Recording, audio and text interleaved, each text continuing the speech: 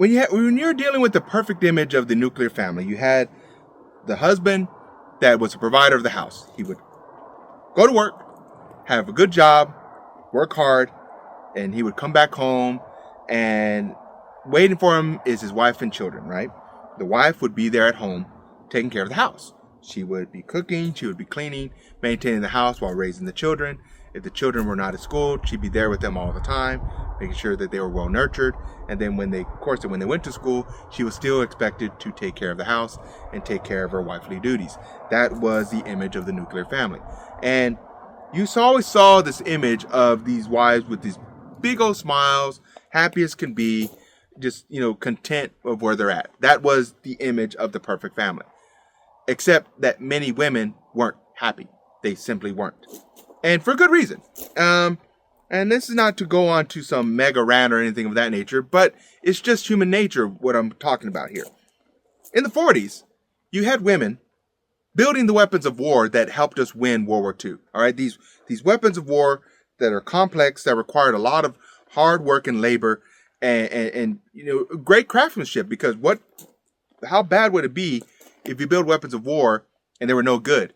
So these women that were helping us win this World War II with these incredible crafted weapons that they built in the factories and getting paid well for it, now they're expected to go back home, raise a family, stay in the kitchen, clean house, and basically not advance in their lives. They're just stuck there for the rest of their days.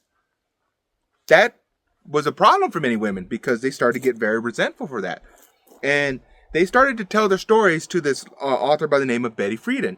And Betty Friedan wrote this book called The Feminine Mystique that spoke about the frustrations of the housewife and how they were angry and how they were just, feeling trapped, that they couldn't advance, that they couldn't get a better education, that they couldn't make something more of themselves that they wanted. And she's tapped into a very frustrated population that didn't want to accept the nuclear family and those parameters. They didn't want to do that. So the women's liberation movement started to explode in the 60s, but Betty Friedan was able to tap into that by talking to women of the 50s living the nuclear family lifestyle.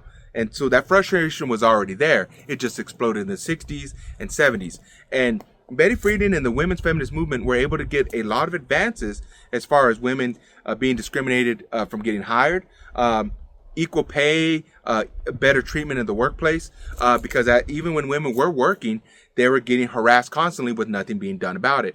And that didn't get fixed and, at least addressed, I should say, to the late 70s, early 80s. But nevertheless, women were now able to fight for that cause, bring attention to that, as well as fighting for autonomy with their bodies in terms of birth control. And yes, even the issue with abortion was pushed by the feminist movement through the National Organization of Women and a group now called Planned Parenthood. But this is all part of the feminist movement.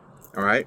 And even now, Betty Friedan, is viewed as a hero to many feminists, but she wasn't universally liked by everyone. The people that did believe in the nuclear family, well, they were going to push back against the likes of Betty Friedan, and they don't come into play more significantly until the late 70s, early 80s. Well, we'll talk about that when we get there. But you had the feminist movement that was able to make a significant amount of strides, getting better recognition for women in the workplace, getting more rights, getting them better access to education. So this was all part of the feminist movement that made a lot of changes that for many young students in the classroom right now that y'all take for granted.